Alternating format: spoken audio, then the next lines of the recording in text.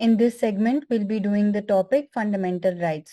Fundamental rights क्या हैं? कुछ अधिकार, कुछ राइट्स जो कॉन्स्टिट्यूशन ने गारंटी किए हैं इंडिविजुअल्स को. So they are a set of certain rights which are guaranteed to individuals by the constitution. इस फंडामेंटल राइट्स अमेरिका के बिल ऑफ राइट्स से इंस्पायर होके हमने अपने कॉन्स्टिट्यूशन में इनकॉर्पोरेट किए हैं. इनको फंडामेंटल दो कारणों की वजह से बोला जाता है. ये प्रोटेक्टेड है एंड गारंटीड है by the constitution. So constitution इनको प्रोटेक्ट करता है, गारंटी करता है. और कॉन्स्टिट्यूशन क्या है? Fundamental law of the land. और ये फंडामेंटल एक और कारण से भी है. फंडामेंटल मतलब इम्पोर्टेंट. एक और कारण की वजह से भी है कि ये इम्पोर्टेंट है for the all round development of individuals. तो फंडामेंटल राइट्स जो हैं एक फैसिलिटेट करते हैं all round development of individuals. All round में क्या क्या इंक्लूडेड है? Material, intellectual, moral and spiritual. So material economic से रिलेटेड, आपके फाइनेंसेस से रिलेटेड, इंटेलेक्चुअल ग्रोथ, मॉरल और स्पिरिचुअल ग्रोथ गारंटी करते हैं. तो कॉन्स्टिट्यूशन ओरिजिनली, जो कॉन्स्टिट्यूशन ने 7 फंडामेंटल राइट्स दिए थे, लेकिन उसके बाद राइट टू प्रॉपर्टी जो है वो हटा के राइट टू प्रॉपर्टी को एक लीगल राइट बनाया गया. और अब कितने फंडामेंटल राइट्स हैं? 6 राइट्स. कौन से राइट्स हैं? Right to equality, article 14 to article 18. Right to freedom, article 19 to article 22. Right against exploitation, article 23 to 24. Right to freedom of religion, article 25 to 28. Article cultural and educational rights, article 29 to 30. Right to property जो अब नहीं है, article 31. Right to constitutional remedies. जो right to property है वो delete किया गया है बाय 44th अमेंडमेंट एक्ट 1978. उसके बाद से ये एक लीगल राइट बन गया अंडर आर्टिकल 308. कौन से पार्ट में? 12वां भाग में ऑफ द कॉन्स्टिट्यूशन. तो अब कितने राइट्स हैं? 6 फंडामेंटल राइट्स. सबसे पहले हम कौन से फंडामेंटल राइट्स हैं इसके डेप्थ में जाने से पहले हम फंडामेंटल राइट्स के कुछ फीचर्स को समझेंगे, क्योंकि ये फीचर्स अगर हम समझ गए तो हमें सारी फंडामेंटल राइट्स में जो जो चीजें समझाई जाएंगी वो हमें अच्छे तरीके से समझ आ जाएगा. तो सबसे पहला फीचर है कि कुछ फंडामेंटल राइट्स सिटीजन्स को अवेलेबल हैं और कुछ बाकी इंडिविजुअल्स को भी अवेलेबल हैं. जैसे सिटीजन्स हो गए, फॉरेनर्स हो गए या लीगल पर्सन्स हो गए. लीगल पर्सन्स किसको हम बोलते हैं? जैसे कोई कंपनीज हो गई, कॉरपोरेशंस हो गई, तो वो लीगल एंटिटी, उनको हम लीगल एंटिटी का दर्जा देते हैं, किसी कंपनी को, किसी कॉरपोरेशन को. तो फंडामेंटल राइट्स कुछ सिटीजन्स को अवेलेबल होते हैं और कुछ अवेलेबल होते हैं to persons, to all the persons, चाहे वो सिटीजन्स हो, चाहे ना सिटीजन्स हो, चाहे फॉरेनर्स हो या लीगल एंटिटीज हों जैसे कोई कॉरपोरेशन या कंपनीज. दूसरा कि ये एब्सोल्यूट राइट्स नहीं है बट क्वालिफाइड. इसका मतलब कि ये जैसे दिए जाते हैं उसके स्ट्रिक्टेस्ट सेंस में अवेलेबल नहीं है. कुछ कुछ लिमिटेशंस, जो रीजनेबल रिस्ट्रिक्शंस हैं, लागू होती हैं फंडामेंटल राइट्स पे, जिसके कारण ये क्वालिफाइड कहे जाते हैं. ये एब्सोल्यूट नहीं है. कैसी, किस प्रकार की रीजनेबल इंस्ट्रक्शंस? जैसे पब्लिक सिक्योरिटी के लिए, मोरालिटी के लिए, then interest of scheduled tribes के लिए. तो कुछ कुछ लिमिटेशंस है, कुछ कुछ रिस्ट्रिक्शंस है, कुछ कुछ एक्सेप्शंस हैं जो रीजनेबल रिस्ट्रिक्शंस जिसको कहते हैं हम. तो ये उसको क्वालिफाइड बनाता है. There are they are not absolute but they are qualified. The state can impose reasonable restrictions on them. However, whether such restrictions are reasonable or not is to be decided by the courts. तो वो reasonable restrictions कौन लगा सकती है? The state.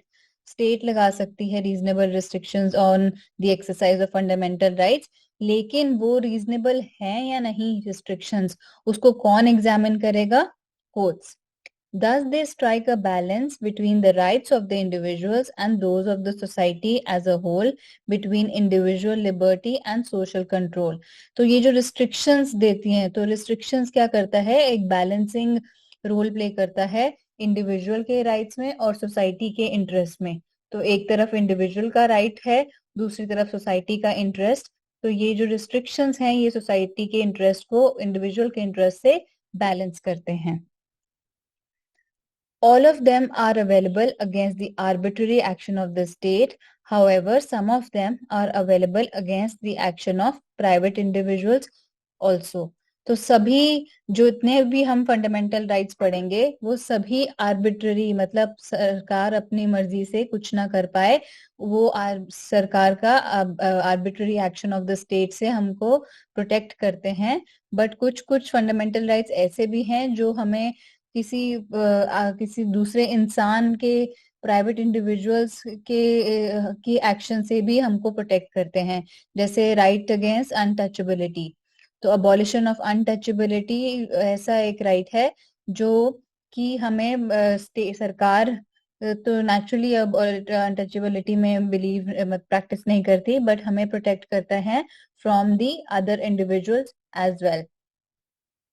Some of them are negative in character and some of them in positive. Some of them are negative in character, that is, they place limitations on the authority of the state, while others are positive in nature, conferring certain privileges on the persons. तो ये आपको negative positive का concept समझना पड़ेगा, क्योंकि हम आगे rule of law में भी पढ़ेंगे, राइट टू इक्वालिटी में पढ़ेंगे नेगेटिव कॉन्सेप्ट और पॉजिटिव कॉन्सेप्ट. इनफैक्ट पॉलिटी का ये कॉन्सेप्ट है, पॉलिटिकल साइंस का, नेगेटिव और पॉजिटिव. ये बाहर के नेगेटिव और पॉजिटिव से डिफरेंट है. नेगेटिव जब हम यूज करते हैं वर्ड, तो उसका मतलब होता है किसी प्रकार का रिस्ट्रिक्शन लगाना. तो यहाँ पे सरकार पे किस प्रकार का रिस्ट्रिक्शन लग रहा है, कुछ कुछ प्रकार का रिस्ट्रिक्शन लग रहा है जहाँ पे, तो यहाँ किसी और इंडिविजुअल पे रिस्ट्रिक्शन लग रहा है, तो वो नेगेटिव कॉनोटेशन हो गया. पॉजिटिव कॉनोटेशन में क्या है? पॉजिटिव मीनिंग कि आप कुछ स्पेशल दे रहे हो, आप कुछ प्रिविलेज दे रहे हो, स्पेशल प्रिविलेज दे रहे हो, तो वो पॉजिटिव कॉनोटेशन में हो गया. तो ये नेगेटिव भी है इन कैरेक्टर एंड पॉजिटिव भी है. नेगेटिव माने कि ये कुछ लिमिटेशन सरकार पे या दूसरे इंडिविजुअल्स पे लगाते हैं, रिस्ट्रिक्शंस लगाते हैं कि आप ऐसा नहीं कर सकते हो, आप ऐसा नहीं कर सकते हो.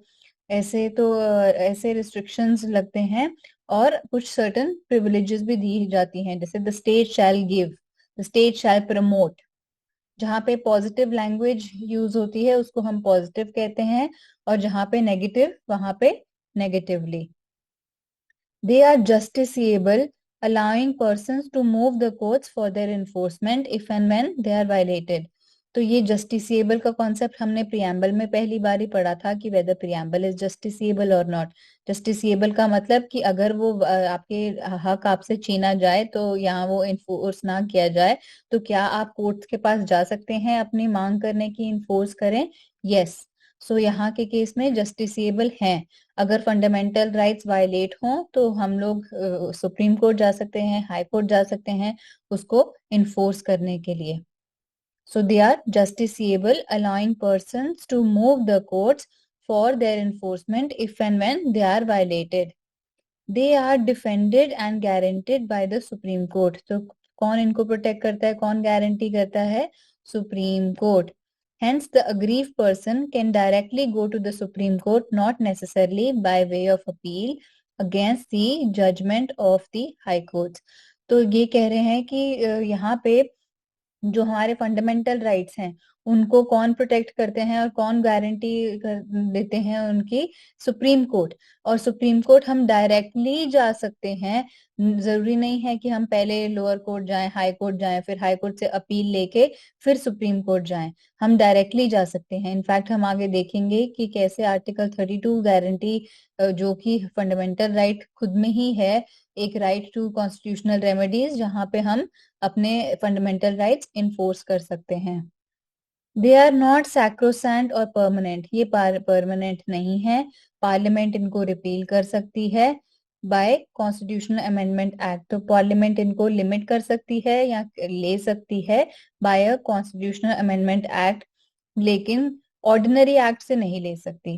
जो फंडामेंटल राइट्स है, अगर उनको अगर कम किया जाए उनकी उनकी जितनी एप्लीकेशन है, तो उनकी एप्लीकेशन अगर कम की जाए, तो ये कर्टेल किया जाए उनको या बिल्कुल हटाना हो, तो उसके लिए एक कॉन्स्टिट्यूशनल अमेंडमेंट एक्ट ही के द्वारा करा जा सकता है, ऑर्डिनरी एक्ट के द्वारा नहीं किया जा सकता। So the parliament can cartel और repeal them but only by a constitutional amendment act and not by an ordinary act. Moreover, this can be done without affecting the basic structure of the constitution. इसका मतलब हमने जब basic structure किया था तो हमने एक टॉपिक डेप्थ में किया था। तो पार्लियामेंट फंडामेंटल राइट्स को ले सकती है, कर्टेल कर सकती है, रिपील कर सकती है, लेकिन बेसिक स्ट्रक्चर में जो फंडामेंटल जो बेसिक स्ट्रक्चर में जो कुछ फंडामेंटल राइट्स जैसे सेक्युलरिज्म से सेक्युलर हो गया, secular character of the constitution, वो बेसिक स्ट्रक्चर में इंक्लूडेड है। रूल ऑफ लॉ, तो रूल ऑफ लॉ जैसे राइट टू इक्वालिटी में हम पढ़ेंगे रूल ऑफ लॉ के बारे में, तो रूल ऑफ लॉ हो गया, सेक्युलर कैरेक्टर हो गया, तो वैसे जौन से कंपोनेंट्स हमारे basic structure of the constitution में आते हैं, उसको वायलेट नहीं कर सकती, उसे जो भी हो, जो जो भी कंडीशंस हो, पार्लियामेंट उसको छेड़खानी नहीं कर सकती, बेसिक स्ट्रक्चर को वायलेट नहीं कर सकती। Further, they can be suspended during the operation of national emergency, except the rights guaranteed by Article 20 and 21.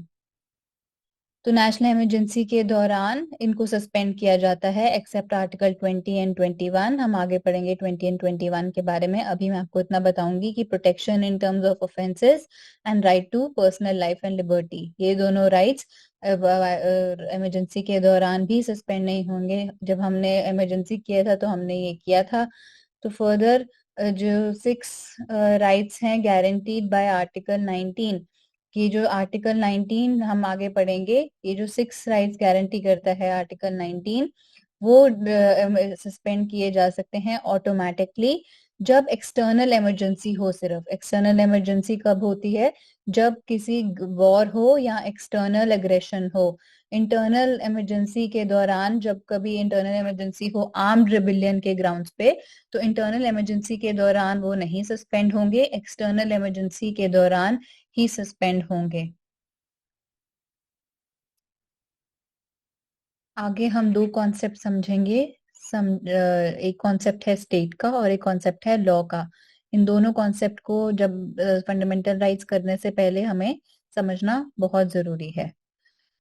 तो जो एक स्टेट है, वो स्टेट यहाँ पे with contact with reference to fundamental rights, एक उसकी डेफिनेशन बहुत वाइड है। वो जैसे हम ज्योग्राफी में स्टेट, जिस स्टेट की बात करते हैं वो जो उस स्टेट की बात नहीं हो रही, ये डिफरेंट स्टेट है। और ये फंडामेंटल राइट्स के कॉन्टेक्स्ट में या directive principles of state policy के कॉन्टेक्स्ट में हम यही डेफिनेशन ऑफ स्टेट की बात करते हैं। So the term state has been used in different provisions concerning fundamental rights. Article 12 ने बात की है कि क्या क्या चीजें कंपोनेंट्स इंक्लूडेड हैं इसकी डेफिनेशन में। So article 12 has defined the term for the purpose of part 3। So article 12 की डेफिनेशन में डेफिनेशन दी गई है। According to it the state includes the following, तो उसके हिसाब से स्टेट में ये इंक्लूड किया जाते हैं। Government and the parliament of India, तो गवर्नमेंट, गवर्नमेंट यानी कि एग्जीक्यूटिव, और पार्लियामेंट ऑफ इंडिया यानी कि लेजिस्लेटिव।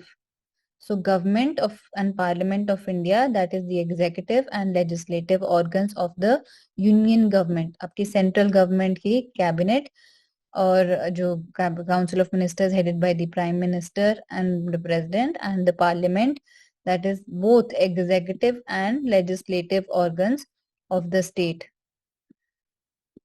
तो पहली चीज ये आते हैं स्टेट में, तो government and parliament of India, that is both executive and legislative organs of the state. Then government and legislature of states, तो स्टेट्स में भी government or legislature, that is both executive and legislative organs of the state government. फिर all the local authorities, तो जितनी भी local authorities हैं जैसे municipalities हो गई, पंचायत हो गई, डिस्ट्रिक्ट बोर्ड्स हो गए, इम्प्रूवमेंट ट्रस्ट हो गए, तो ये सब गवर्नमेंट में स्टेट में इंक्लूड किए जाते हैं। फिर बाकी सारी अथॉरिटीज जो स्टैट्यूटरी हो, स्टैट्यूटरी मतलब जो एक्ट के द्वारा क्रिएट की गई हो, या नॉन स्टैट्यूटरी अथॉरिटीज हो जैसे LIC, ONGC, सेल एटसेट्रा, तो गवर्नमेंट द्वारा एस्टैब्लिश की गई स्टैट्यूटरी बॉडीज या नॉन स्टैट्यूटरी अथॉरिटीज, ये भी स्टेट के नाम डेफिनेशन के अंदर आते हैं। So this thus the state has been defined in a wider sense so as to include all its agencies, तो स्टेट की जितनी एजेंसीज हैं वो सब इंक्लूड करी गई हैं। It is the action of these agencies, तो इन्हीं एजेंसीज के ये एक्शन है जिसको चैलेंज किया जा सकता है कोर्ट्स में जब वो फंडामेंटल राइट्स वायलेट हो। So it is in the actions of these agencies that can be challenged in the courts as violating the fundamental rights. Supreme court ने बाकी अपने एक जजमेंट में डिक्लेयर किया कि कोई प्राइवेट बॉडी या कोई ऐसी एजेंसी जो स्टेट का काम कर रही है टेम्परेरीली, वो भी स्टेट की डेफिनेशन में आएगी।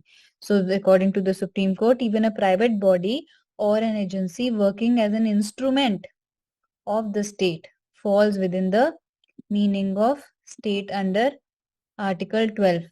तो क्या क्या इंक्लूडेड है? Government and Parliament of India, that is both executive and legislative organs of union government, government and legislature of states, that is executive and legislative organs of the state, all the local authorities like municipalities, panchayats, district boards, improvement trusts, and all other authorities, plus private, that is statutory and non-statutory authorities like LIC, ONGC, SAIL, etc., plus any private body or any agency that work as an instrument of the state. इसके बाद हम समझेंगे law का concept. अब law को define किया गया है जैसे डिफाइन किया गया है स्टेट को। तो आर्टिकल 13 डिक्लेयर करती है दैट, पहले इसमें हमें आर्टिकल 13 समझिए कि जितने भी लॉज हैं जो इनकंसिस्टेंट हैं या वायलेट करते हैं फंडामेंटल राइट्स को, वो वॉइड मतलब नलिफाई हो जाएंगे। Provides for the doctrine of judicial review. तो आर्टिकल 13 में जुडिशियल रिव्यू की बात की जाती है कि जितने भी लॉज हैं, लॉज विच आर इनकंसिस्टेंट, जो अधीन है फंडामेंटल राइट्स के, जो कॉन्ट्रडिक्ट कर रहे हैं फंडामेंटल राइट्स को, डेरोगेट कर रहे हैं, वायलेट कर रहे हैं, तो वो डिक्लेयर किए जाएंगे null and void. This power has been conferred on the Supreme Court under Article 32 and High Courts under Article 226. तो ये पावर दी गई है सुप्रीम कोर्ट को अंडर आर्टिकल 32, हम 32 के बारे में पढ़ेंगे एंड अभी सब्सिक्वेंट सेगमेंट्स में, एंड हाई कोर्ट की पावर अंडर आर्टिकल 226, जो एक लॉ को अनकॉन्स्टिट्यूशनल और इनवैलिड डिक्लेयर कर सकते हैं किस ग्राउंड पे? अगर वो कॉन्ट्रडिक्ट करें कोई भी फंडामेंटल राइट को। So this power has been conferred on the Supreme Court, Article 32, and the High Court's Article 226, that can declare a law as unconstitutional and invalid on the grounds of contravention of any of the fundamental rights. Contravention मतलब against, तो against हो bye, तो कोई भी law अगर against हो fundamental rights के, तो उसको सुप्रीम कोर्ट और हाई कोर्ट दोनों, supreme court under article 32 and High court under article 226 declare कर सकते हैं एज अनकॉन्स्टिट्यूशनल। अभी जैसे स्टेट के टर्म को वाइडर डेफिनेशन, वाइडर सेंस में हमने समझा, वैसे हम लॉ को भी समझेंगे कि लॉ में भी क्या क्या इंक्लूड किया जाता है। तो पहले लॉ में इंक्लूड किया जा रहा है सबसे पहले परमानेंट लॉज। तो जो भी परमानेंट लॉज, जो लॉज परमानेंट नेचर के हैं और किसके द्वारा इनैक्ट किए गए? पार्लियामेंट या स्टेट लेजिस्लेचर्स के द्वारा। तो पार्लियामेंट या स्टेट लेजिस्लेचर के द्वारा अगर जो लॉज इनैक्ट किए जाएंगे वो क्या कहे जाएंगे? Permanent laws. तो कोई भी प्रकार का परमानेंट लॉ लॉ की डेफिनेशन के अंडर आएगा। फिर टेम्पररी लॉ जैसे ऑर्डिनेंसेस हो गया जो प्रेसिडेंट इशू करते हैं या स्टेट गवर्नर्स इशू करेंगे, तो टेम्पररी लॉज भी इस लॉ की डेफिनेशन के अंडर आएंगे। तो ऑर्डिनेंसेस के द्वारा भी फंडामेंटल राइट्स वायलेट नहीं हो सकते। अगर वायलेट होंगे तो supreme Court and High Court intervene करके अनकॉन्स्टिट्यूशनल डिक्लेयर कर सकते हैं। Then non legislative sources of law, जैसे कोई कस्टम हो गया, तो कोई कस्टम हो गया ये जो बहुत देर से या कोई ऐसा बहुत देर से यूज हो रहा है, ऐसा कोई कस्टम जिसकी एप्लीकेशन ऑलमोस्ट एक लॉ की तरह, तो उसको हम नॉन लेजिस्लेटिव, मतलब लेजिस्लेशन उसमें पार्लियामेंट या स्टेट लेजिस्लेचर का रोल नहीं था, कस्टम का रोल था। So these are non legislative sources of law. तो कहता है कि non legislative sources of law that is custom और usages of having the force of law, ये इंक्लूड नहीं किए जाएंगे। फिर स्टैट्यूटरी इंस्ट्रूमेंट्स जैसे in the nature of delegated legislation, statutory instruments in the nature of delegated legislation जैसे executive legislation. तो executive भी अगर जैसे अपने प्रेसिडेंशियल ऑर्डर हो गया, तो प्रेसिडेंशियल ऑर्डर के द्वारा या बाय लॉज के द्वारा या किसी नोटिस के द्वारा, नोटिफिकेशन के द्वारा, कोई रेगुलेशन के द्वारा एग्जीक्यूटिव अगर कोई लॉ बनाए तो वो भी इंक्लूड किया जाएगा। Thus not only a legislation but any of the above, तो सिर्फ लेजिस्लेशन नहीं, इन चारों में से कोई भी जब अगर चैलेंज हो सकते हैं कोर्ट्स में अगर वो वायलेट करें फंडामेंटल राइट्स, और डिक्लेयर किए जा सकते हैं एज नल एंड वॉइड। अब क्वेश्चन आता है कि क्या एक कॉन्स्टिट्यूशनल अमेंडमेंट एक्ट भी लॉ माना जाएगा? तो इस सवाल का आंसर है कि no, the constitutional amendment is not a law. तो ये पहले आर्टिकल 13 ने डिक्लेयर किया था कि constitutional amendment is not a law and hence can not B challenged, लेकिन सुप्रीम कोर्ट ने अपनी केशव नंदा भारती केस में जजमेंट दी और सुप्रीम कोर्ट ने कहा कि constitutional amendment is not a law under article 13। However वो चैलेंज हो सकता है अगर वो बेसिक स्ट्रक्चर डॉक्ट्रिन को वायलेट करें। तो फंडामेंटल राइट्स को हम चेंज कर सकते हैं कॉन्स्टिट्यूशनल अमेंडमेंट के द्वारा, लेकिन वो वाले फंडामेंटल राइट्स जो बेसिक स्ट्रक्चर डॉक्ट्राइन में इंक्लूड होते हैं वो वायलेट नहीं किए जा सकते इवन बाय कॉन्स्टिट्यूशनल अमेंडमेंट। तो इस पूरा स्टोरी का मतलब ये है कि जो एक ऑर्डिनरी एक्ट के द्वारा तो फंडामेंटल राइट्स हो ही नहीं सकते वायलेट। अगर ये सारे जो हमने लॉ की बात करी, जैसे बाय ऑर्डर हो गया, बाय लॉ हो गया, या नॉन लेजिस्लेटिव सोर्सेज हो गए, या पार्लियामेंट के परमानेंट लॉज या ऑर्डिनेंसेस के द्वारा, तो फंडामेंटल राइट्स वायलेट हो ही, छीने जा ही नहीं सकते, लिए जा ही नहीं सकते। और अगर लिए जाएंगे तो कोर्ट में आप अपना इन्फोर्स करवा सकते हो, वो supreme Court and High court के द्वारा। लेकिन कॉन्स्टिट्यूशनल अमेंडमेंट के द्वारा फंडामेंटल राइट्स लिए जा सकते हैं, लेकिन बेसिक स्ट्रक्चर को वायलेट नहीं कर सकते।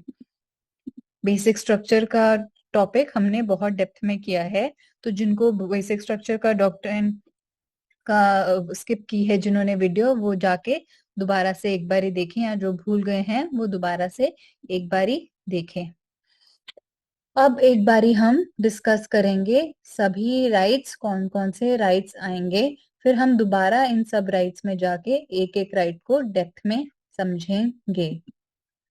तो सबसे पहले है राइट टू इक्वालिटी, और हम जितनी बारी ये करें तो हमारे लिए उतनी बारी बेटर है, उतनी बारी हमारे लिए रिवीजन होगा और उतनी बारी हमारे लिए कॉन्सेप्ट क्लियर होगा और इजी होगा। Right to equality article 14 to article 18, तो इसमें आर्टिकल 14 टू आर्टिकल 18 तक आते हैं राइट टू इक्वालिटी में। Equality before law and equal protection of law, article 14। Equality before law क्या है, इक्वल प्रोटेक्शन ऑफ लॉज क्या है, ये हम जब इंडिविजुअली पढ़ने जाएंगे तो इसको हम अच्छे से पढ़ेंगे। आज के सेशन में हम लोग राइट टू इक्वालिटी कंप्लीट करेंगे और बाकी सबका बस एक जिस्ट एक बारी रीड करेंगे। Prohibition of discrimination on grounds of religion, तो डिस्क्रिमिनेशन ना हो on grounds of religion, race, caste, sex, place of birth, article 15. Then equality of opportunity in matters of public employment, Article 16. Article 17, abolition of untouchability and prohibition of its practice. Abolition of titles except military and academic, Article 18. उसके बाद आता है right to freedom, article 19 to 22. Article 19 हमने पढ़ा कि article 19 external emergency के grounds पे automatically suspend हो जाता है. तो protection of 6 rights regarding freedom, right to freedom of speech and expression, assembly, association, movement, residence and profession. तो ये 6 प्रकार के राइट्स हैं आर्टिकल 19 में जिसकी बात हुई गई है. In respect of conviction for offences, article 20. Protection of life and personal liberty, article 21. ये दोनों हमने पहले पढ़ा है कि कैसे इमरजेंसी के दौरान except these 2 articles, other articles can be suspended by a presidential order. Right to elementary education, Article 21A. Protection against arrest and detention in certain cases, Article 22. Right against exploitation, Article 23 or 24. So prohibition of traffic in human beings and forced labor, Article 23. Prohibition of employment of children in factories, Article 24.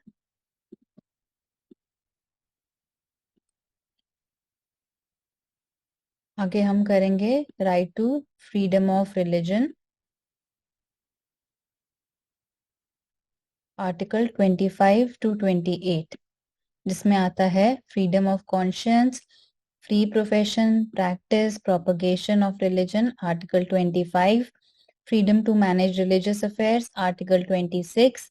Freedom from payment of taxes for promotion of any religion, article 27. Freedom from attending religious instruction or worship in certain educational institutions, Article 28. Cultural and educational rights, Article 29 to 30. इसमें included है protection of language, script and culture of minorities, Article 29. Rights of minorities to establish and administer educational institutions, Article 30. Next है right to constitutional remedies, जिसका मतलब right to move the supreme court. तो supreme court आप approach कर सकते हो, right to move the supreme court for the enforcement of fundamental rights including writs. Writs की बात हम डेप्थ में करेंगे जब हम वहां तक पहुंचेंगे. Habeas corpus, mandamus, prohibition, surgery and को वारंटो. तो ये है सारे फंडामेंटल राइट्स. अब आएगा article 14, equality before law and equal protection of law. इसमें 2 चीजों की बात की गई है. Article 14 says that the state shall not deny to any person equality before law. तो स्टेट डिनाई नहीं कर सकती to any person equality before law और the equal protection of laws. तो 2 चीजों की बात की गई है, equality before law and equal protection of law within the territory of India. तो ये राइट, ये प्रोविजन राइट देता है ऑल द पर्सन्स को, चाहे वो सिटीजन हो चाहे वो फॉरेनर्स हो. This provision confers rights on all the persons, whether citizens or foreigners. Moreover, the word person और जो वर्ड पर्सन है वो इंक्लूड करता है लीगल पर्सन्स को भी. हमने लीगल पर्सन्स की बात की पहले भी. तो लीगल पर्सन्स जैसे स्टैट्यूटरी कॉर्पोरेशंस हो गई, कंपनीज हो गई, रजिस्टर्ड सोसाइटी होगी या किसी भी और प्रकार की लीगल एंटिटी. तो हर किसी को प्रोवाइड दिया जाता है इक्वालिटी बिफोर लॉ और इक्वल प्रोटेक्शन ऑफ लॉ.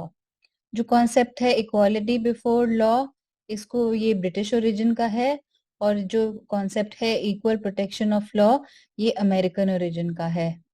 एक और चीज है, इसमें कि इक्वालिटी बिफोर लॉ एक नेगेटिव कॉन्सेप्ट माना गया है, हम इसकी बात करेंगे, और equal protection of law positive concept है। अब इक्वालिटी बिफोर लॉ की बात करते हैं। तो इक्वालिटी बिफोर लॉ का मतलब क्या है? Absence of any special privileges. दो मतलब हैं इसके। एक है absence of any special privilege, तो किसी को भी किसी प्रकार की स्पेशल प्रिविलेज नहीं मिलेगी किसी भी पर्सन को। So the first concept connotes the absence of any special privilege in favour of any person. दूसरा इसका मतलब ये है कि जितने सारे इंडिविजुअल्स हैं, वो चाहे वो ऑर्डिनरी लॉ, जो लॉ ऑफ द लैंड है वो, और जो जिसको ऑर्डिनरी कोर्ट्स एडमिनिस्टर करते हैं, तो वो सारे लोग उसी को के अंडर ही सब्जेक्टेड हैं।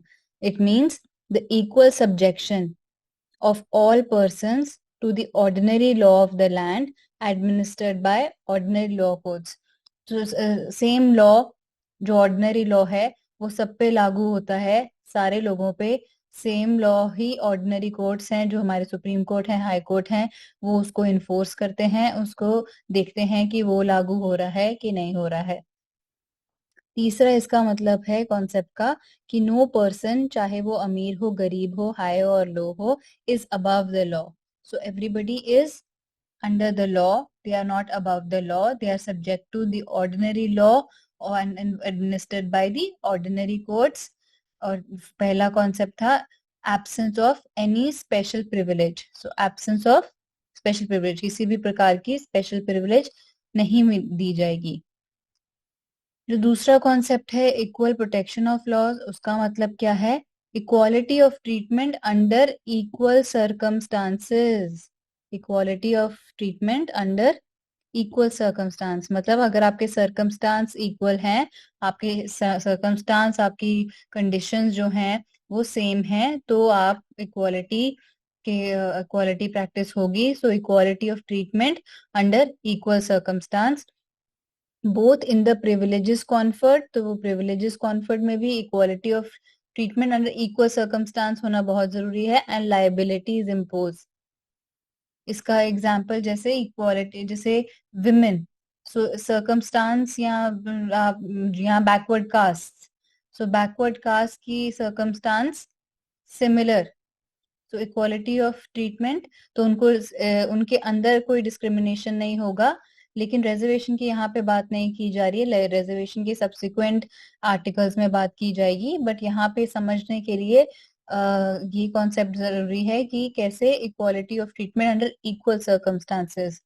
सो इक्वल सर्कमस्टांसेस है सभी, जैसे बैकवर्ड कास्ट का before independence they were subjected to very high exploitation, तो उनको स्पेशल प्रिविलेजेस दी गई इन टर्म्स ऑफ रिजर्वेशन। पर रिजर्वेशन की एज सच हम बात नहीं कर रहे हैं यहाँ पे, तो लेकिन ये याद रखना जरूरी है कि सर्कमस्टांसेस अगर अलाइक हैं तो अलाइक सर्कमस्टांसेस में इक्वालिटी, अनलाइक अगर सर्कमस्टांसेस है, इनइक्वालिटी ऑफ सर्कमस्टांसेस है, तो अनइक्वल ट्रीटमेंट।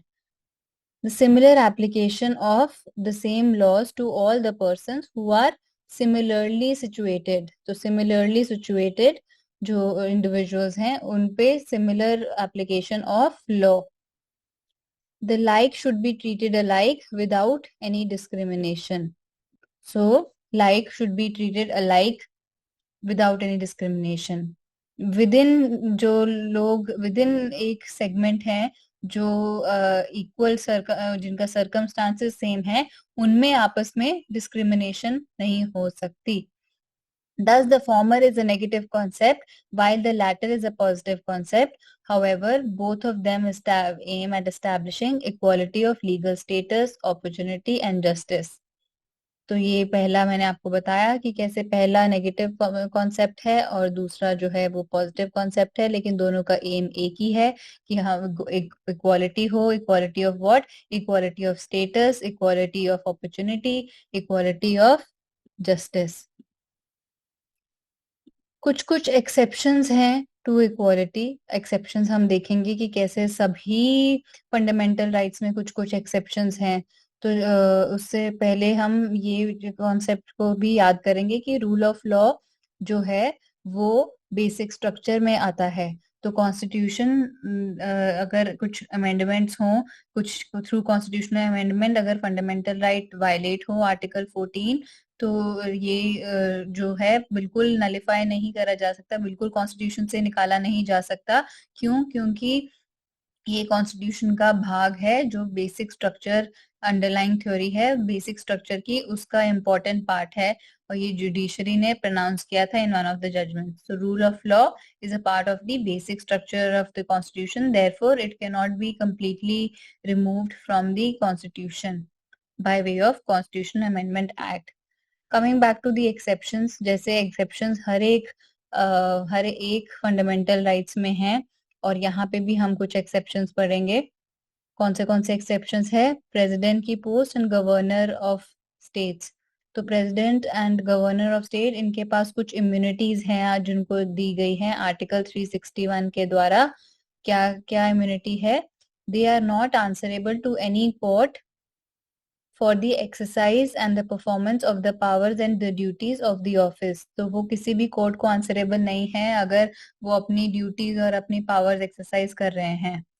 फिर कोई भी criminal proceeding, no criminal proceeding shall be instituted और कंटिन्यूड अगेंस्ट द प्रेसिडेंट और the governor in any court during his term of office. तो जिस दौरान वो प्रेसिडेंट हैं, प्रेसिडेंट और गवर्नर, तो उनके खिलाफ कोई भी क्रिमिनल प्रोसीडिंग नहीं हो सकती। No process for the arrest और imprisonment of the president or the governor shall be issued from any court during the term of office. तो कोई भी प्रोसेस ऑफ अरेस्ट भी नहीं, उनको अरेस्ट भी नहीं किया जा सकता जब तक वो ऑफिस में है। जेल नहीं हो सकती, इम्प्रिजनमेंट नहीं हो सकती जब तक वो अपने ऑफिस में, जब तक वो एज अ सर्विंग प्रेसिडेंट है। ऑफिस में होना मतलब एज अ सर्विंग प्रेसिडेंट है, एज अ सर्विंग गवर्नर है। Then no civil proceedings against the prime president और the governor can be instituted during his term of office in any court. तो civil proceedings भी उनके खिलाफ, president और governor के खिलाफ हो नहीं सकती ड्यूरिंग उनके टेन्योर। जो उन्होंने कोई भी अपनी पर्सनल कैपेसिटी में काम, कोई भी पर्सनल कैपेसिटी में उन्होंने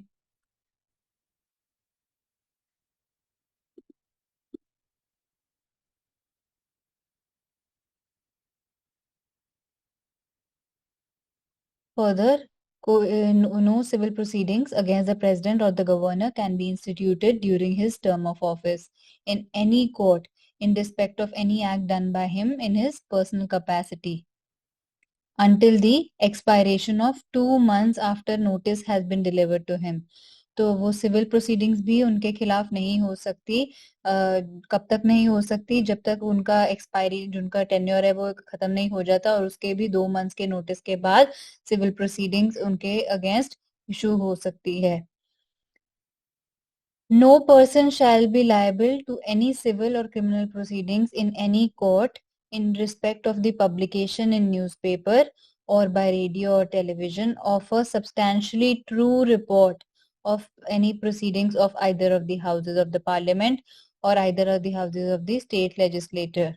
तो क्या बोल रहा है ये कि किसी भी इंसान के खिलाफ जो एक ट्रू रिपोर्टिंग करें, किसकी? सेशंस की, of either of the two houses of the parliament. तो दोनों हाउसेस ऑफ द पार्लियामेंट उसके सेशन से रिलेटेड ट्रू रिपोर्ट हो, या स्टेट लेजिस्लेचर से रिलेटेड ट्रू रिपोर्ट कोई करे, को टीवी के दौरान या टीवी के माध्यम से, रेडियो के माध्यम से या न्यूज़पेपर के माध्यम से, उस पर्सन के अगेंस्ट कोई भी सिविल या क्रिमिनल प्रोसीडिंग्स नहीं हो सकती।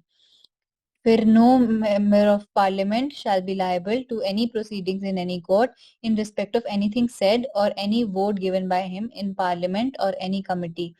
तो जो मेंबर ऑफ पार्लियामेंट की ये प्रिविलेज है, इंडिविजुअल प्रिविलेज है, कि जो भी वो बोलेंगे अपने पार्लियामेंट के अंदर या किसी कमेटी का भाग होने के कारण, भाग होने पे, वो जो भी अपना ओपिनियन देंगे तो पार्लियामेंट में या किसी कमेटी में, तो उसके बेसिस पे उनके खिलाफ कोई भी प्रोसीडिंग्स कोर्ट में नहीं हो सकती।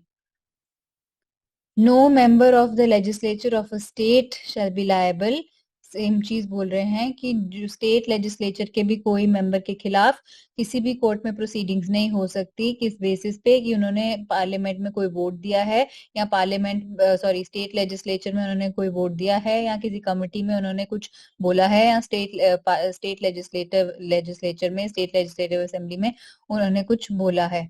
तो उनके बोलने के कारण या वोट देने के कारण दोनों हाउसेस, अगर जिस यहाँ पे जौन सी स्टेट्स में बाई कैमरल लेजिस्लेचर है, तो वो दोनों हाउसेस के जो मेंबर ऑफ पार्लियामेंट है उनके खिलाफ कोर्ट की प्रोसीडिंग नहीं हो सकती।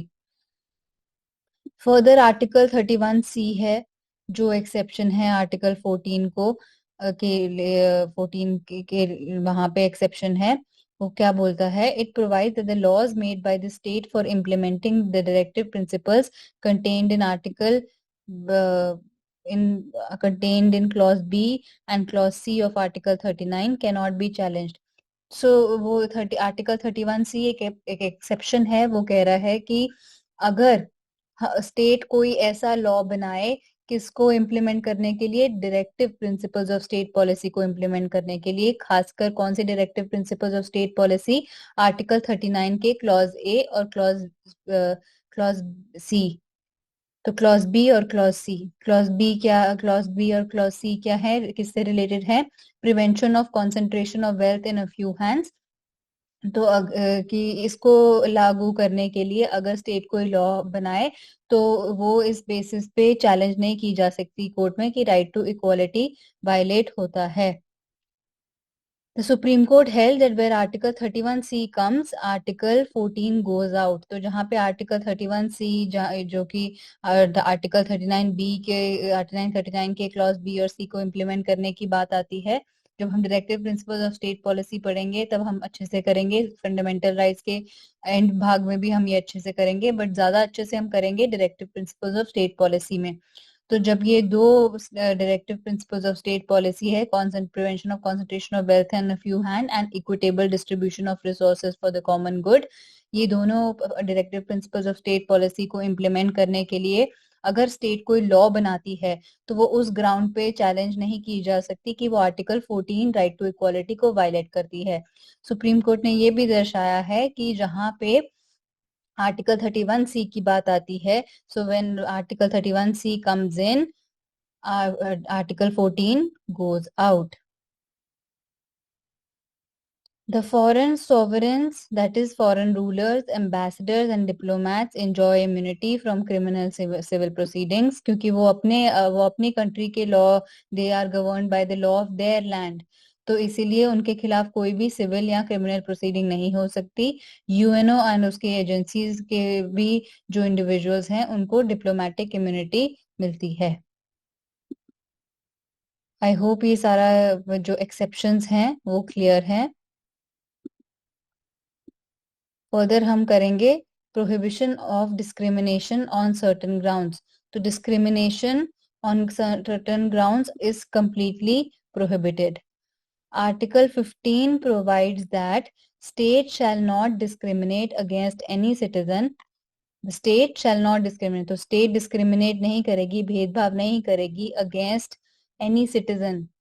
तो आर्टिकल 15 में किसकी बात की जा रही है? सिटीजन की बात की जा रही है। पहली चीज आपको ये याद रखनी है। ऑन ग्राउंड्स ओनली ऑफ, दूसरी चीज ओनली याद रखना है कि कौन से ग्राउंड में स्टेट भेदभाव नहीं करेगी।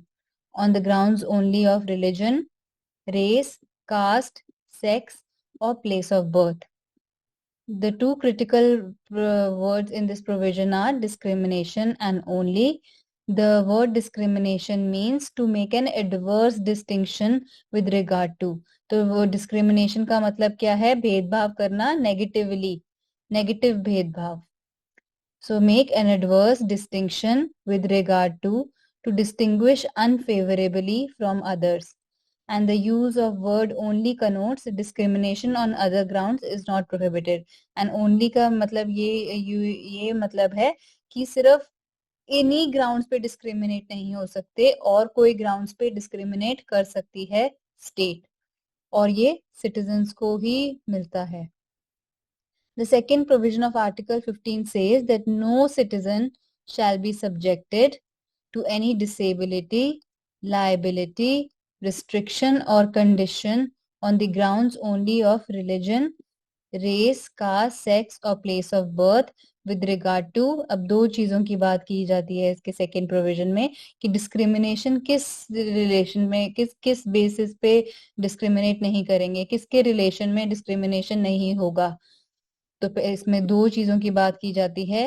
एक है एक्सेस टू शॉप्स, तो किसी भी शॉप को आप एक्सेस कर पाओ, public restaurants, hotels and places of public entertainment, and the use of wells, tanks, bathing ghats, road, places of public resort maintained wholly। तो दूसरे में जो मेंटेन स्टेट कर रही है, स्टेट फंड से मेंटेन हो रही है, या तो पूरी तरह से या आधे तरीके से, और जिसका पर्पस क्या है, जनरल पब्लिक के लिए usage. This provision prohibits discrimination both by the state and the private individuals, while the former prohibits discrimination only by the state। तो ये कह रहा है कि ये जो प्रोविजन है उसमें दूसरा जो है, जो public ghat, bathing resorts, public ghats, bathing ghats, tanks, wells और पब्लिक रिजॉर्ट जो कि स्टेट फंड से मेंटेन्ड है और जनरल पब्लिक के लिए यूज है, ये यहाँ पे डिस्क्रिमिनेट नहीं कर सकते। कौन प्रोहिबिट डिस्क्रिमिनेशन करते हैं? By the state and by the private individuals both. लेकिन जहाँ पे बात हो रही है access to shops, public restaurants, hotels, places of public entertainment, ये यहाँ पे discrimination against the state, so सिर्फ स्टेट डिस्क्रिमिनेट नहीं कर सकती, वो वहां की बात की गई है। इसकी भी काफी एक्सेप्शंस हैं, इस पर्टिकुलर एक्ट की भी काफी एक्सेप्शंस हैं, जैसे reservation of seats for women in local bodies और provision of free education for children। तो अगर रिजर्वेशन, जैसे रिजर्वेशन दी जाए यहाँ, प्रोविजन ऑफ फ्री एजुकेशन, एक ये है। फिर the state is permitted to make any special provision, the state is permitted to make any special provision for the advancement of any socially and educationally backward classes of citizens। तो पहले में ये था कि the state is permitted to make any special provisions for women and children। अब दूसरे में ये है कि the state is permitted to make any special provision for the advancement of socially and educationally, जो सोशली और एजुकेशनली बैकवर्ड क्लासेस है citizens की, उसके लिए स्टेट स्पेशल प्रोविजंस बना सकती है। जैसे सीट्स की reservation, so reservation of seats, या तो कुछ कंसेशंस देना उनको पब्लिक एजुकेशनल इंस्टीट्यूशंस में। Further, the state is empowered to make special provisions for the advancement of any socially and educationally backward classes of citizens or for the scheduled castes or scheduled tribes regarding their admission। तो उनके admission से related, admission to educational institutions including private educational institutions whether aided or unaided by the state except minority educational institutions। तो कह रहे state special provisions बना सकती है जो क्लासेस हैं सोशली और एजुकेशनली बैकवर्ड, या तो शेड्यूल ट्राइब्स के लिए, शेड्यूल क्लासेस के लिए, किसमें, एजुकेशनल इंस्टीट्यूशंस में, चाहे वो प्राइवेट एजुकेशनल इंस्टीट्यूशंस क्यों ना हो, चाहे वो फंडेड हो ना हो, except minority educational institutions.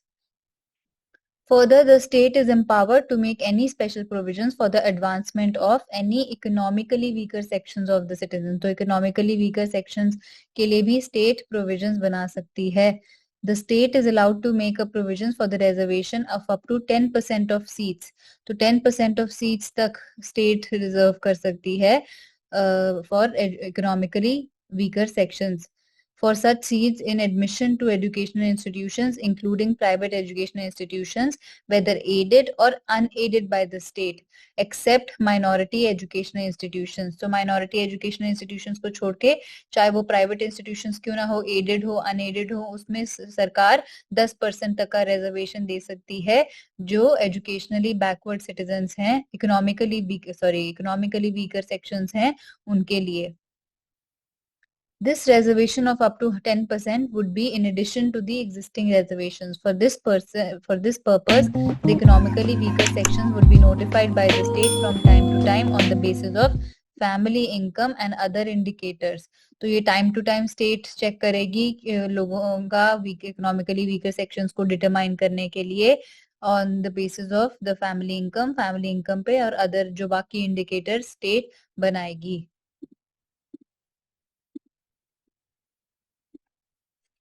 Equality of opportunity in public employment. आगे हम बात करेंगे पब्लिक एम्प्लॉयमेंट में कैसे इक्वल अपॉर्चुनिटी स्टेट के द्वारा प्रदान की जाती है. Article 16 provides for equality of opportunity. क्या मिलता है आर्टिकल 16 के द्वारा? Equality of opportunity for all the citizens.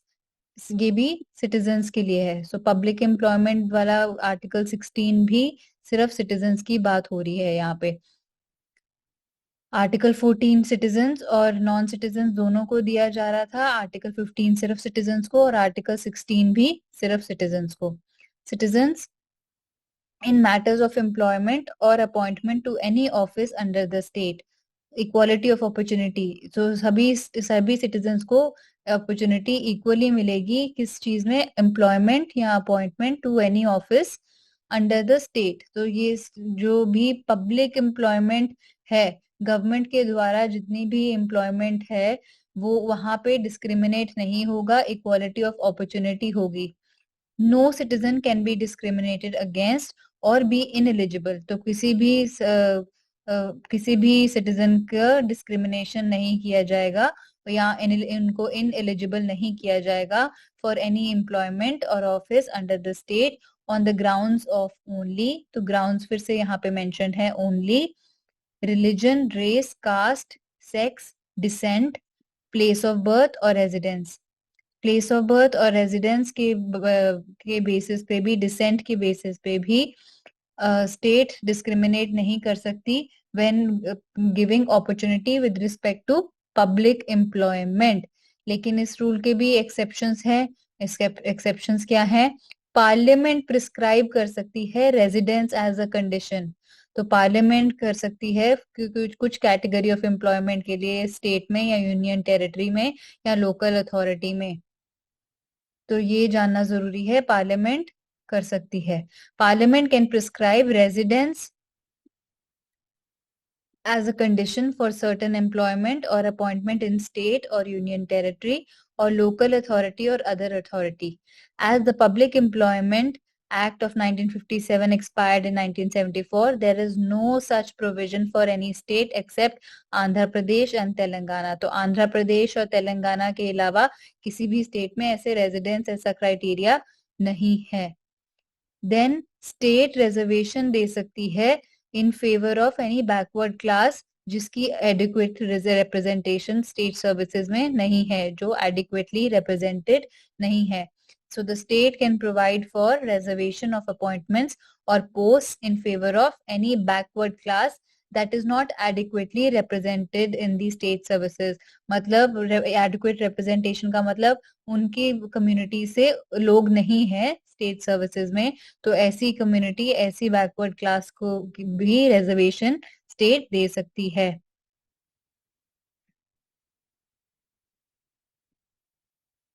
फिर ऐसा लॉ बना सकता है कि स्टेट ऐसा लॉ बना सकती है कि किसी रिलीजियस ऑर्गेनाइजेशन या जो एक पर्टिकुलर रिलीजियस इंस्टीट्यूशन है या रिलीजन के जो अंडर इंस्टीट्यूशंस आ रहे हैं, तो उसमें अगर कोई पोस्ट खाली है, वो उस पर्टिकुलर रिलीजन के लोगों की ही होनी चाहिए. सो वो उस पर्टिकुलर रिलीजन के लोग ही उस पर्टिकुलर पोस्ट को ऑक्यूपाई कर सकते हैं.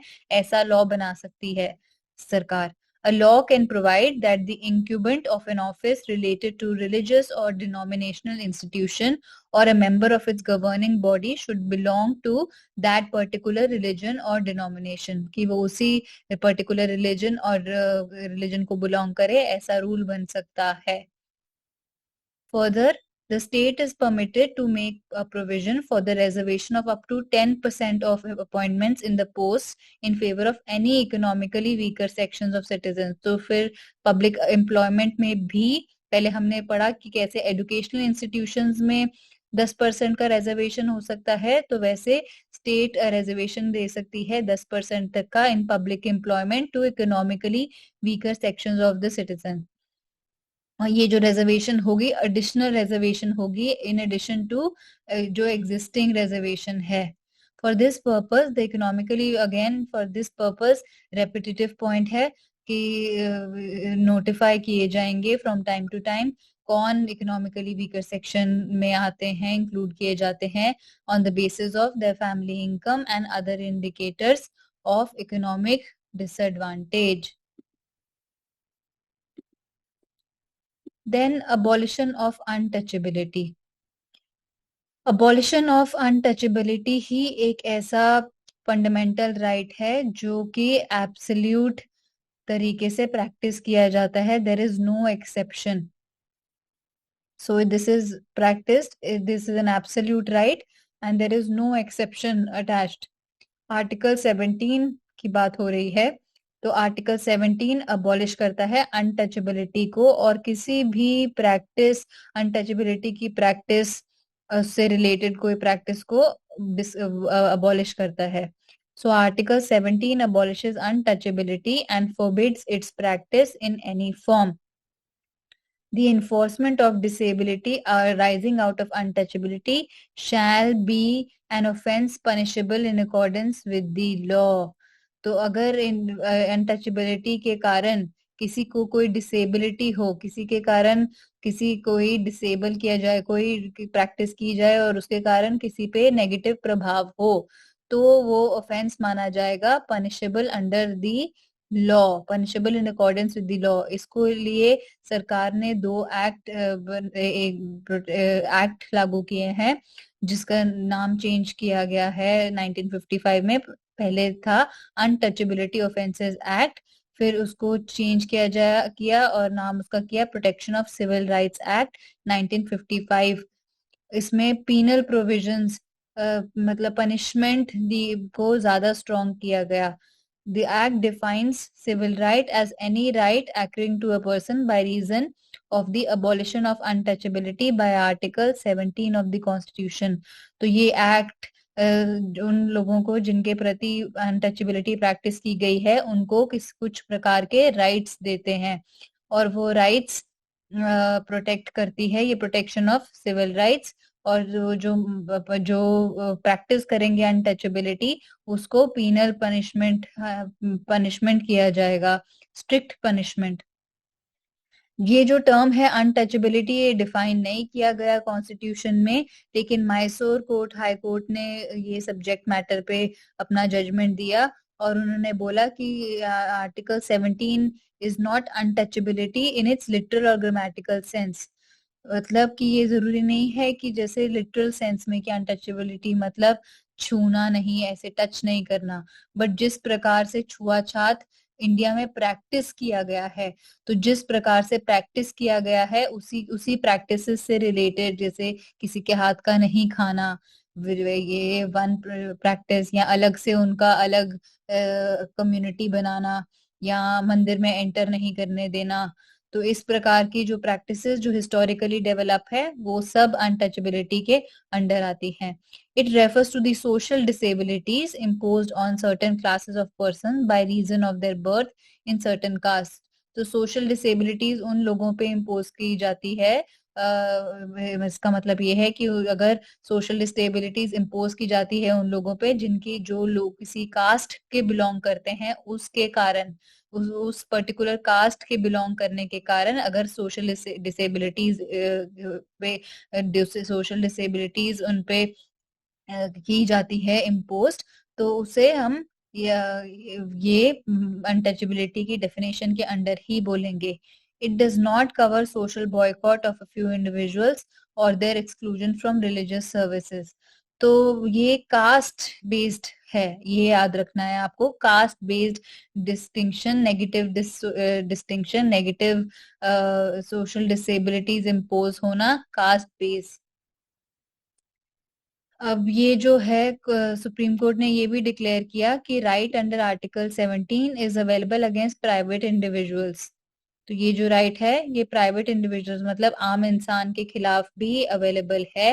And it is the constitutional obligation of the state, और वो स्टेट की एक ड्यूटी है, कॉन्स्टिट्यूशनल ड्यूटी है, कॉन्स्टिट्यूशन के द्वारा ये दी गई ड्यूटी है स्टेट की, to take necessary action to ensure that the right is not violated. तो ये स्टेट की ड्यूटी है, कॉन्स्टिट्यूशनल ड्यूटी है, देखने के लिए कि ये राइट वायलेट ना हो, और ये राइट अगेंस्ट प्राइवेट इंडिविजुअल्स भी इन्फोर्स किया जा सकता है।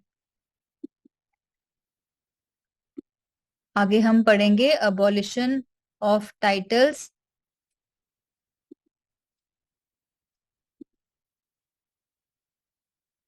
तो आर्टिकल 18 है, आर्टिकल 18 इट अबॉलिशेस टाइटल्स। तो टाइटल्स को अबॉलिश करता है किस, एंड इसके रिलेटेड क्या प्रोविजंस है कि स्टेट, जो स्टेट है वो किसी को टाइटल नहीं दे सकती except a military title distinction और एकेडमिक डिस्टिंक्शन, जैसे मेजर, कर्नल, लेफ्टिनेंट, कमांडेंट, ये सारे जो मिलिट्री या academic distinction such as PhD करके जो डॉक्टरेट रहता है, तो एकेडमिक डिस्टिंक्शन या मिलिट्री डिस्टिंक्शन के अलावा स्टेट किसी को टाइटल नहीं दे सकती, चाहे वो सिटीजन हो या फॉरेनर हो। फर्दर इसमें सिटीजन ऑफ इंडिया भी एक्सेप्ट नहीं कर सकते title from any foreign country also. So from any, it prohibits a citizen of India from accepting any title from any foreign state. A foreigner holding any office of profit or trust under the state cannot accept any title from any foreign state without the consent of the president. तो कोई foreigner जो सर्व कर रहा है हमारे country में या office of profit है जिनका, या ट्रस्ट, ऑफिस ऑफ ट्रस्ट है, तो वो टाइटल एक्सेप्ट नहीं कर सकते किसी और स्टेट से बिना प्रेसिडेंट के परमिशन के। Then no citizen or foreigner holding any office of profit of trust under the state is to accept any present, emolument or office from any foreign state without the consent of the president. तो जो कोई भी citizen है, foreigner है, जो office of profit क्या है वो हम एक सेपरेट क्लास में करेंगे। अभी के लिए आप इतना ही याद रखिए कि ऑफिस ऑफ प्रॉफिट है एक एक्चुअली एक लंबी लिस्ट है जो स्टेट पार्लियामेंट ने डिक्लेयर की हुई है कि ये ऑफिस ऑफ प्रॉफिट में इंक्लूड नहीं किए जाते, तो ऑफिस ऑफ प्रॉफिट में ये प्रोविजंस इंक्लूड किए जाते हैं। तो कोई भी सिटीजन या फॉरेनर जो कोई ऑफिस ऑफ प्रॉफिट की पोजीशन जो होल्ड कर रहे हैं वो कोई भी गिफ्ट नहीं ले सकते, एमोल्यूमेंट नहीं ले सकते from any foreign state without the consent of the president. जैसे इससे ये क्लियर होता है कि जैसे टाइटल्स थे, जैसे महाराजा, राज बहादुर, राज राय साहब, दीवान बहादुर, ये सब जो कॉलोनियल स्टेट्स में कॉन्फर्ड हुए थे ये सब बैन कर दिए गए हैं, और ये अगेंस्ट है principle of equal status of all. लेकिन 1996 में सुप्रीम कोर्ट ने ये डिक्लेयर किया कि जो नेशनल अवार्ड्स हैं, जैसे भारत रत्न हो गया, पद्म विभूषण हो गया, पद्म भूषण हो गया, ये सब कॉन्स्टिट्यूशनली वैलिड हैं और ये आर्टिकल 18 को वायलेट नहीं करते। So the Supreme Court ruled that these awards do not amount to titles. ये titles नहीं है within the meaning of Article 18 that prohibits only hereditary titles. तो hereditary titles इसमें ban किए गए हैं of nobility. Therefore, they are not violative of Article 18 as the theory of equality does not mandate that merit should not be recognized. तो merit criteria हो सकता है, merit को हम रिकॉग्नाइज कर सकते हैं। जब हम मेरिट को रिकॉग्नाइज कर रहे हैं, चाहे वो अवार्ड्स के थ्रू हो, एकेडमिक डिस्टिंक्शन के थ्रू हो, मिलिट्री डिस्टिंक्शन के थ्रू हो, इनको हम रिकॉग्नाइज कर सकते हैं, पर ये अपने नाम के आगे या पीछे नहीं लगा सकते। भारत रत्न, पद्म विभूषण, ये सारे अवार्ड्स अपने नाम के आगे या पीछे नहीं लगा सकते। ये सुप्रीम कोर्ट ने रूल किया था. It rule that they should not be use as suffixes और prefixes to the names of the awardees, otherwise they should forfeit the awards. तो ये इसके अपने नाम के आगे या पीछे नहीं लगाना. और इसमें हमारा क्लियर हो गया है आर्टिकल 18, जो कि है abolishing of the titles which are hereditary titles.